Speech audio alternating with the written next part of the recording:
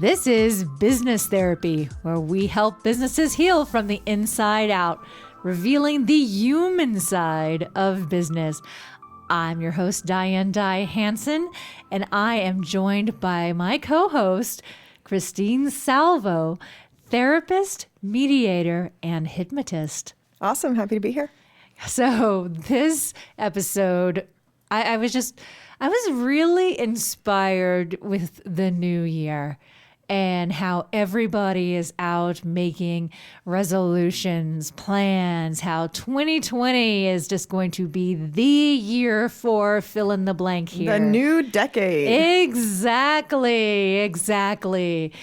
So I was reading through Forbes and it just hit me in the face that with all these plans and all of these ideas and all of these new things, that what happens with a lot of New Year's resolutions is people burn out on them. Like I'm going to go. I'm going to go to the gym. I'm going to do this. I'm going to do that. And then boom. And it got me thinking about business burnout. Yeah. Yeah. And I think that is one of the probably some of the more detrimental forms of burnout because it's connected with your money. It's connected with your family relationships. Quality of life. Exactly. Everything. So I wanted to kick off business therapy talking about burnout because, and I love how you put this, Christine, that you can split it up. Burnout. Split that up. Yeah.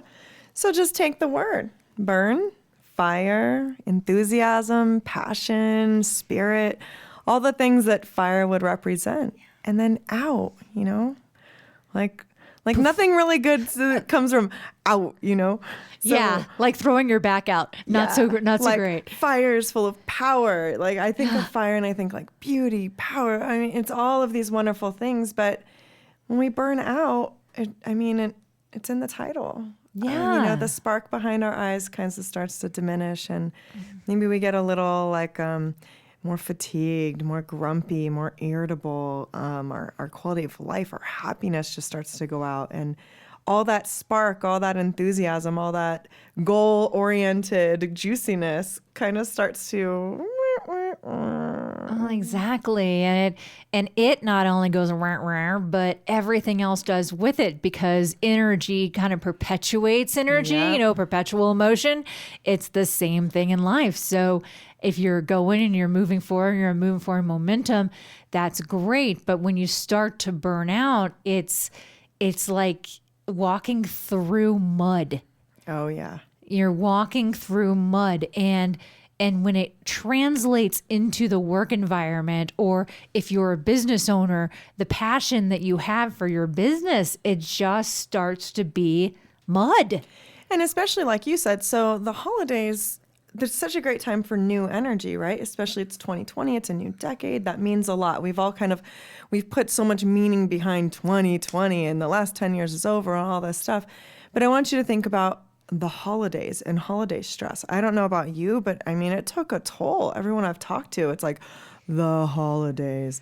So we end the holidays and we're supposed to have this kind of second wind of brand new enthusiasm that we're going to maintain for the next 10 years. So not only are we looking at a New Year's resolution, we're looking at the best decade ever and all the new stuff, the new, That's the 10 years. That's a lot of pressure. That's a lot of pressure. So if you're already burnt out, if you're already exhausted and fatigued and just kind of like at your end from the holidays and you're kind of looking at this new year like, where is this supposed to come from? Like, where am I supposed to get this? Exactly. 10-year goals. Here we go. Exactly. And in the work environment in particular, you've got new goals and you have new targets to meet. Fiscal, some executive had a brainiac idea and rewrote all the job descriptions and look, here's your new job description. New. At some point, new becomes ooh. Oh, I like that. Yeah. So in terms of burnout, there are just several ways where job stressors can be, kind of alleviated just a little bit. And the first place there is in workload. And, how much are you doing? What is that load? And that word, even workload. Right. Load. It's a loaded word. It's a loaded word. Absolutely. So do you have enough time to do what's actually important in your job? Do you have enough time to do, what matters to make a difference in doing what you're doing? And tie that in with, does that fulfill you? So if you don't have enough time to do what you need to do and your boss is breathing down your neck and you start to feel like, oh, this might not be my path. Yeah. Well, there's a lot of different things that lead to burnout. Yeah. Right? So, I like to kind of take it all the way to the start. So let's say I get a job. I interviewed and I get the job, and maybe it's a $5,000 a year or more raise. Woohoo! I'm not usually starting burnout. No, right? no, I'm on fire. I'm starting from this different place of like, yes, I got the job. Like, I feel so proud of myself, and maybe I have a lot of enthusiasm, and maybe I'm the person that comes on the job that everyone kind of gags at. Like, oh, you're new. You're new. Aren't you cute? I can tell because look at all your energy and enthusiasm. Mm-hmm. Don't worry, we'll kill that soon. And really kind of what tends to happen, at least in my experience and people that I've worked with, is expectation doesn't meet reality. So in our minds, we're like, this is going to be great. I'm going to be awesome at it. I'm going to grow and I'm going to have all these new responsibilities. And then reality is like, hey, you're getting coffee for us and you're answering the phones. And it's like, no, I was hired to do this great position. But reality is sometimes we're plugged into positions that we weren't necessarily even hired for. Oh, absolutely. And no place has that come out more than self-employment. Right. Absolutely. Honestly, the things that when you're self-employed, the things that you hire yourself to do, it's like, wait a second. Did I really hire myself to be a salesperson? Well, I guess I did if I want to feed myself. Right. But does it feed you? Does it feed you and what you're doing and all of that? And you just start adding more and more of that fire dampener, and all of a sudden the flame just gets smaller and smaller and smaller.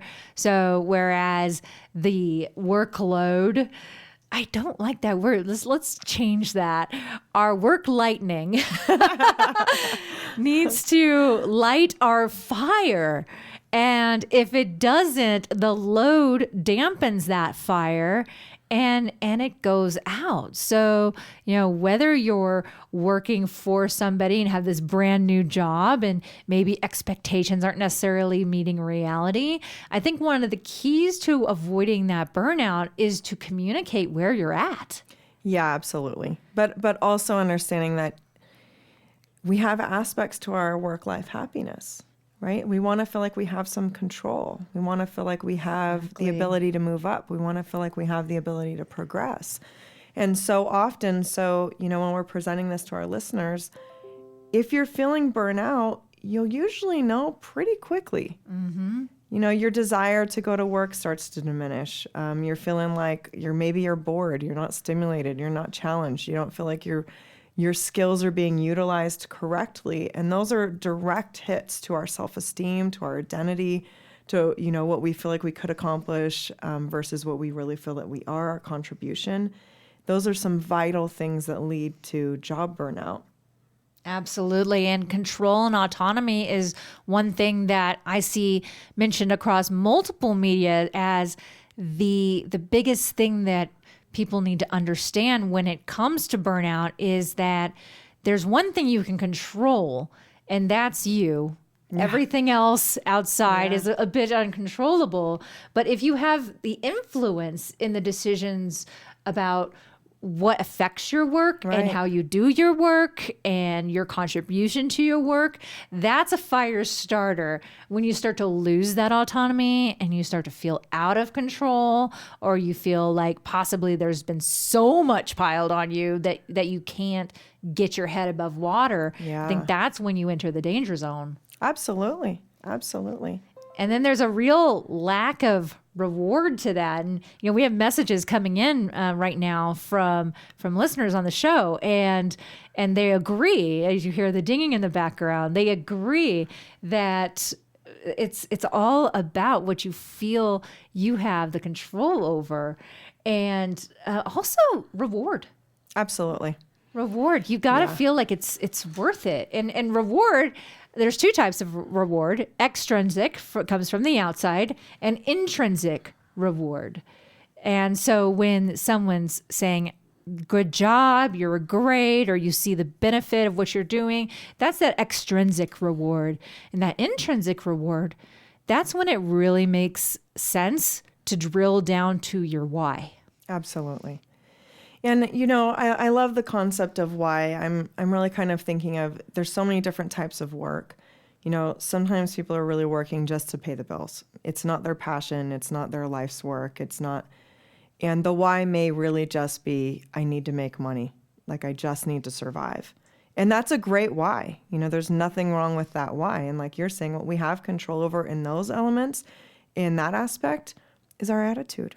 Yep, absolutely. So, if I love this saying, if I'm going to be the janitor, I'm going to be world's happiest and best janitor, because it's my responsibility to take pride in what I do.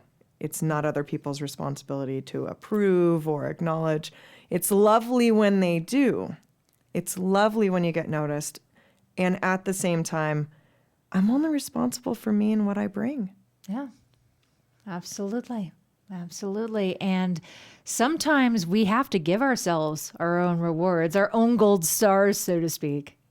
So when we give ourselves that gold star, that's a part of celebrating and really focusing on what worked versus what didn't work in that day. Looking at what is, and it's a gratitude practice. Dr. Robert Emmons wrote a book called Thanks, and he looked into the real science of gratitude. And this real science of gratitude demonstrated that those that showed gratitude, those who celebrated, those who looked for their own reward actually ended up getting more reward. Absolutely. So I want to share something with you. So I've had a practice with my kids since, I'm thinking my daughter was maybe in second grade and my son was in kindergarten. And every morning on our way to school, every morning, and my kids are now in high school and middle school, we say our 5 thankful gratefuls. So we all take a turn, and we did it this morning on my way to taking the kids to school. And it doesn't matter what kind of mood we're in. It doesn't matter if we're happy, sad, if we have challenges or not. We sit in the car and we go, okay, take your turn. And we say 5 things we're thankful and grateful for. Mine are typically the same with a few added extras. Because what I'm grateful for typically is the same with a few added extras. Then we end, it's my personal thing. Other people don't have to do that, but we kind of say in unison. I say 1, 2, 3, and we say, I am so blessed and thank you. So no matter what our challenges are, no matter what life's throwing at us, it's, gosh, I am so grateful that my basic needs are met. I'm so grateful that we get to say our thankful gratefuls in the morning on the way to school. I'm so grateful for the A, B, and C that's going to be happening that day, for all the opportunities that we have to make the day great. And I love that you do that with your children, because in some way you're building a community of gratefulness and developing a pattern of that. So that's going to carry over into their lives and how they run their adult lives. And I know you do something. I know. I do. I'll absolutely post resources if need be. But yes, I do have a public Facebook gratitude group, What Worked Today. So yeah, absolutely. That supportive group is so important. And what happens when people don't have that supportive group, and this is part of my critical opportunity theory, what happens when people do not have that supportive group is they look for people to co-sign their bad behavior. They look for people to co-sign, oh, we don't like that person. Oh, we don't like that boss. Oh, we don't, let's build a tribe. Let's build a tribe and let's all agree that this policy is terrible and let's go after it. They do what I call joining forces with hate, and people do it. I mean, this isn't just work environments. If anyone you ever had a really bad breakup, what do? You get your girlfriends together, and we all badmouth the boyfriend. We all know we do it, and it's because there's camaraderie in community. Absolutely. So when you have that positive community, you can actually battle burnout by having that reinforcement of, okay, we know that we have a lot of projects that are coming at us right now. Let's band together and figure out how to positively get this done. Let's figure out how to encourage each other. Let's figure out how to support each other. And what that can do culturally for an organization is it can fend off those factions. Absolutely. And once you break up those factions, it becomes then kind of uncool to be part of the naysayer faction. Right. And because everyone is now going in this new cultural direction of positive community. Well, and like you're saying, you feel better. Yeah, you just feel better. When you're around, we call it like water cooler talk, right? Yeah. When you're around the water cooler and it's like, oh my gosh, did you hear? I don't think anybody feels better after that. No. I'm constantly encouraging people, like, have a safe person to talk to. Have a therapist, have a best friend, have your spouse, partner, friend, or whoever. But let's not do that at work. You're not going to make yourself look good, number one. I don't think people that sit around the water cooler tend to shine. If there's a rumor, if something goes around, you kind of like sift out like, well, I think I probably know who said that. Yeah. You feel like you might be kind of dumping the cup or eliminating some stress in the moment. But ultimately, I don't know about you or what your experiences are, but when I was younger, I had those work environments and I participated not knowing better. And I'd usually feel ucky and yucky and almost like scared. Like, uh-oh, did I say too much? Did I just say something that's going to get me fired? Yes, oh, absolutely. No. Did I just say, because it's such a thin line, but it's so negative, it doesn't create a good culture. Nobody's really happy in that. And in fact, it's almost like the one-up game on who could be more miserable and quit first. Right. And that's exactly what it brings about. And it perpetuates burnout because you lose energy. Yeah. You lose energy. And enthusiasm. Words have a lot of power. Absolutely. And positive words have the effect of bringing up energy. Like they say, if you're on the phone, smile. And, the people on the other end of the line will know that you're smiling and you sound happier. Regardless of whether you're happy or not, smile. Smile. But it's true. Positive actions and positive words give energy. Negative actions and negative words and this joining forces with hate mentality drains energy. Yeah. And it is a creator of burnout. I will say it just doesn't work. It absolutely It's the opposite of what works. doesn't work. And, another people, speaking of what doesn't work, is they get burned out when they feel that they're being treated unfairly. Absolutely. When opportunities are decided on merit, and they feel that there is a balanced maybe process or structure behind how people get promoted, how people get raises, how people get recognized. Having a process around that is actually really important. And it doesn't matter if it's in a family unit or a business unit. Playing favorites is always a kind of a stoker of the bad fire. Yeah, for sure. Yeah. Yeah. And values in that, playing favorites is a value that it's like a poison. It's like injecting a poison into an organization. But if an organization, and sometimes organizations do that just because they don't know any better. Right. They really just don't know. Or it's a family organization and they're just used to it being in the family. And so they run the organization like they run their family. And that's all well and good until the organization's like 100, 200 people. Right. And then we can't run it like that anymore. It's got to have some core values. It has to have some culture. It has to have some things to build people up. Right. And my real personal opinion is that businesses and organizations of all types are just very large dysfunctional families. Which I love. That's great. Yeah. And the thing is that we all have our quirks and we all have our imbalances and weirdness. But when it comes down to it, you can, whether in a family unit or a business unit, you can keep people away from burnout by being clear on the values and then having people know what they're signing up for to begin with. Absolutely. Yeah. Those are all elements. And then, if you're already in it, burnout can happen at any time too. So you may love your job for 5 years, and 5 years and 1 month, you're like, ooh.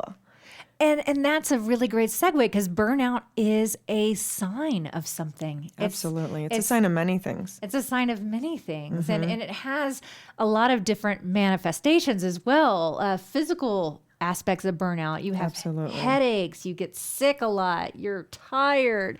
Your stomach is messed up. You can't sleep. Your chest hurts. It's just physically. It can mimic depression and anxiety. Yeah. And if not taken care of, it can lead to depression and anxiety. Absolutely. There's a lot of psychological aspects, panic attacks, anger, frustration, hopelessness, all of that. And that impacts the company bottom line, because your employees are less productive. They're absent. They just kind of like go through the day like, there's no big rush to anything.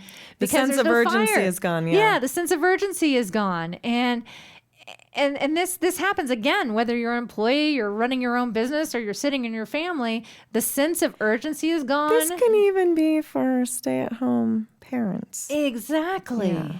Exactly. If that fire is gone, those physical, those psychological, and those behavioral things, they just pop up and they just feel so big, but they are a sign of something. Yeah. And I can tell you the last time I was really burned out, I probably didn't get out of bed until around noon. And even when I got out of bed, I really didn't know why I was getting out of bed, other than I had this on my calendar, that on my calendar, that on my calendar, and I had to do it. So I guess eventually I should go to the bathroom and feed myself. And this is the plight of the self-employed. But it's that fire behind doing, what you are. And where it boiled me down to was I was way off track. Yeah. I was way off track. I was working with clients that I kind of dreaded, because at the time I didn't want to be a writer, and I didn't want to do project work that was more tactical. And I was kind of growing out of that, but I was kind of stuck in it because I was a freelancer. But half the clients that came to me had no idea that they weren't even ready to communicate. Right. So what this caused is this huge pivot for my business. And once I was able to pivot, so I think another thing, that when the flame starts going out, you need some lighter fluid. You do. And I'm really talking about kind of like what to do when you're burned out, right? So one, take an inventory of what's in your control.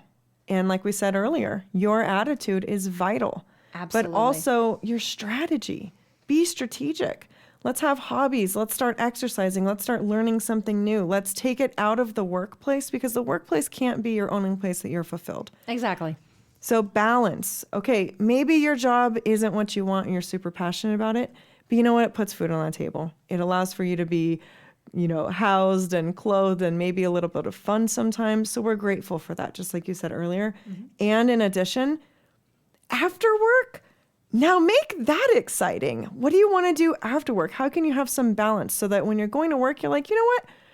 It's 8 hours. I can get through this. I'm going to play some decent music. I'm going to take breaks. Maybe I meditate on my lunch or go for a walk. Maybe we start a fitness challenge at work. What can I do to increase my productivity, to stabilize my attitude? And ultimately, if I don't like this job, maybe it's time for me to look at something new. Yeah. Maybe it's time to follow, was it Willie Nelson's advice? So, it's true. You have the control. And the insidious thing about burnout is it feels so out of control. So to utilize tools like deep breathing and meditation. Absolutely. Utilize tools that will bring you more into yourself Even and calm you. 15 minutes a day can change your neuropathways in your brain. If you get a 15-minute break or a 30-minute lunch, take half of that to reset your mind. Yep. Another thing that causes burnout quickly in this day and age is our devices. Our devices, our cell phones, our iPads, our whatevers, is the more we scroll, the more we compare our insides to other people's outsides, the more we feel like we're not doing something right, the more we research, the more we obsess. Turn them off. Yeah. Turn off Turn the them off. devices. Get some activity. Connect with the Absolutely. people that you really care about, whether that's phone or in person. Yeah. Do something interesting. Shake it up a little bit. Shake it up a little bit. And you know what? Take a weekend. Yes. Yeah. Take a Mental weekend. health days. Mental health days. Like you said, a lot of people are having this cut into their productivity, which is ultimately threatening their security for work, right? It's better to call in and take a day, to sleep all day or do whatever you need to do, than to not take care of yourself and have this be kind of like a slow death to your career or your employment with this company that maybe you really don't dislike, but that you're not taking care of yourself well enough to maintain and manage. Yep. And what that space allows you to do is to focus on why it is you do what you do. And make sure you're really burnt out. If none of these strategies that we're talking about work for you, you could be dealing with something a little more serious. And see professional help. See a therapist. Absolutely. Let somebody help you get through this. You are not alone. You do not have to do this alone. Absolutely. And I want to close with this little bit that Harvard Business Review had to say about this and principles to remember about burnout. Definitely set boundaries around your use of digital devices during off hours. Incorporate regular breaks into your workday and focus why the work matters to you. If your professional obligations preclude a vacation, make sure you're wrapped up and it's not going to stress you out. Don't check your email when you're taking a vacation or a long No. weekend and recharging or while you're meditating. Right. I've done that before.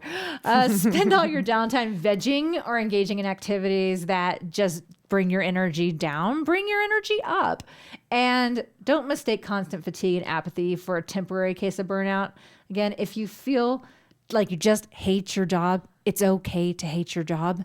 Just do the work and do the shift if you need to. Allow your burnout to be the pivot you need to light the fire under your life. Absolutely. And that's all we have for now. With that, I am Diane Hansen, management consultant, and Christine Salvo, therapist, hypnotherapist, and mediator. make it a great day. Good morning. Good morning.